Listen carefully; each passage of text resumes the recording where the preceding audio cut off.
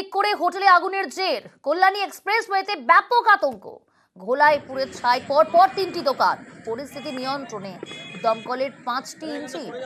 হুড়োহুড়ির জেরে কিছুক্ষণের জন্য বন্ধ ছিল এক্সপ্রেসওয়ের একটি লেন। ঘটনাস্থলে পৌঁছান দমদমের বিজেপি প্রার্থী শিলভদ্র দত্ত। আপনারা এই মুহূর্তে যে ছবিটা দেখতে পাচ্ছেন, সেই সময় যখন ঘটনা ঘটেছে সেই মুহূর্তের ছবি দেখতে পাচ্ছেন আপনারা।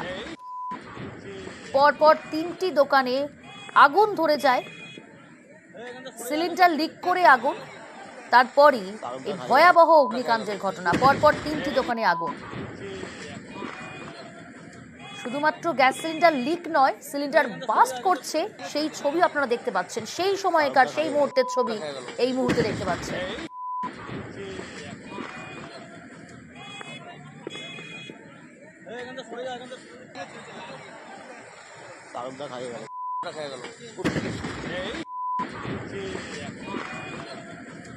প্রাথমিকভাবে দেখে যা মনে হচ্ছে হয়তো গ্যাস সিলিন্ডার থেকে আগুন লাগতে পারে। ক্ষয়ক্ষতি হয়েছে?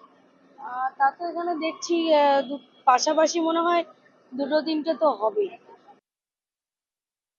এলাকে এসে দেখলাম যে এরকম আগুন ধরেছে, শোনার সঙ্গে সঙ্গে আমরা আসলাম, এসে দেখলাম তবে ফায়ার ব্রিগেড তৎপরভাবে কাজ করছে, লোকাল থানা সকলে মিলে কাজ করছে, অসুবিধা নেই, এখন স্বাভাবিক আছে। কটা দোকানে ক্ষয়ক্ষতি হয়েছে এরকম? শুনলাম দুটো দোকান, একটা ছোট দোকান, একটা হোটেল। কিসের থেকে হয়েছে বলে মনে করছে? এখনো বোঝা যাচ্ছে না কিসের থেকে, ফায়ার ব্রিগেড কাজ করছে, করুক, করার পরে বোঝা যাবে কিসের থেকে।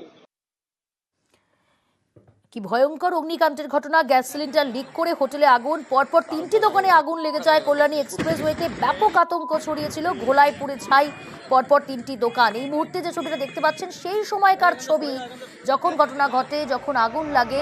পরপর 3টি দোকানে আগুন, সিলিন্ডার লিক করে প্রথমে আগুন, তারপর সিলিন্ডার বাস্ট করে এবং সেই ভয়াবহতা অগ্নিকাণ্ডের সেই ছবি আপনারা এই মুহূর্তে দেখতে পাচ্ছেন, ঘটনার মুহূর্তের ছবি।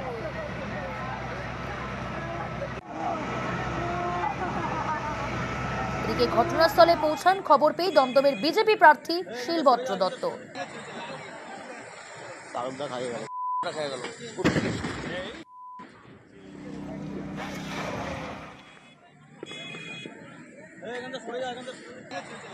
এখন অ্যাক্সিডেন্টাল হয়েছে, বিরাট ক্ষতি হয়েছে, এতে সবই সম্বল চলে গেছে। পাশে দাঁড়ানো নিশ্চয়ই উচিত, আমরা চেষ্টা করবো পাশে দাঁড়ানো।